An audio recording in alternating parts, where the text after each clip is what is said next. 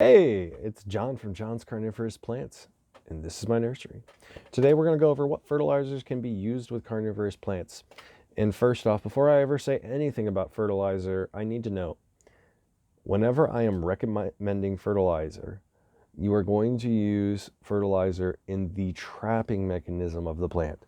So if I was to grab this Sundue here, Sundue traps on the pad right there, these pads that are all around them. The nice, beautiful red pads. That's the only place you put fertilizer. Not on the soil, not anywhere else. You can use a few different kinds of foliar fertilizers, as I'm about to talk later, but we'll get there. So generally, when you're new to the hobby, you can get by with mealworms, fish flakes, bloodworms, just live bugs, that you find around your house. And that'll work for a few plants. But as you scale up and say, for example, you got to a point where you have a tray, so you have 20 to 30 different carnivorous plants, you're definitely going to want to get better quality fertilizer so you can have more consistency in on how they're growing. I recommend Maxi 16-16-16. Grab my bottle. Always got it sitting out. I'm not endorsed. This is not a paid advertisement for this. I've been using this product for years and it has been very, very successful for me. Basically, I've been using 400 parts per million of a mix and spraying it on my plants as a foliar feed.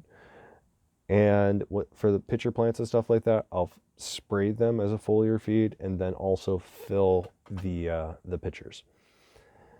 Now, for some of these plants, I will, in their juvenile stages or whenever they're small clones or seedlings, dial it back down to 100, maybe sometimes even 50, depending on the size of the plant. Just don't want to overwhelm it with, more nutrition than there's biomass. It's a good way to think about it. Is the more plant there is, the more food it needs. And then we got Osmic Co. This is an orchid fertilizer, and this is mainly used for pitcher plants. I personally haven't used it. I do see great results with it, so I can very strongly recommend it. Just usually 1 or 2 pellets per pitcher, depending on their size. They do wonderful. I've seen some experimentation with people using them with pinguicula as they're doing clones, putting one little Osmic Co pellet.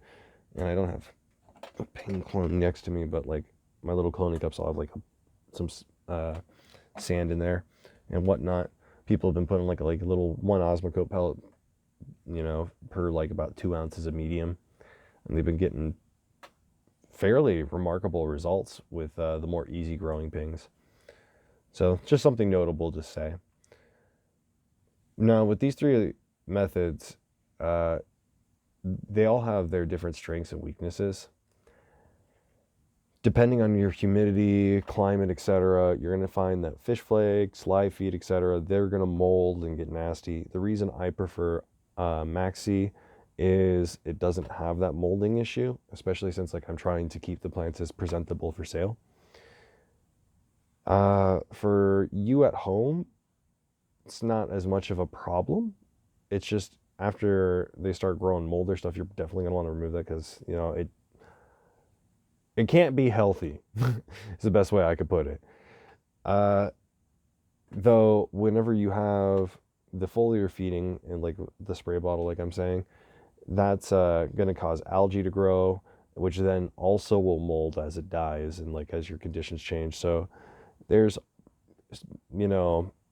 checks and balances in this and that. Some of them, strengths and weaknesses, excuse me.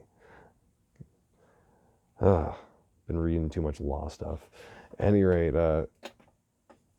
you just need to test what one of these methods works best for you as a grower. And it's not going to be, it might not be the Maxi for you. It might be something else. There are other fertilizers out there that people have been using successfully. I personally can't suggest them because I haven't used them. So, that's all I pretty much got for this video. So hope you liked it. Like, subscribe, check out the links in the description, and I hope to check you out in the next one. Have a great day.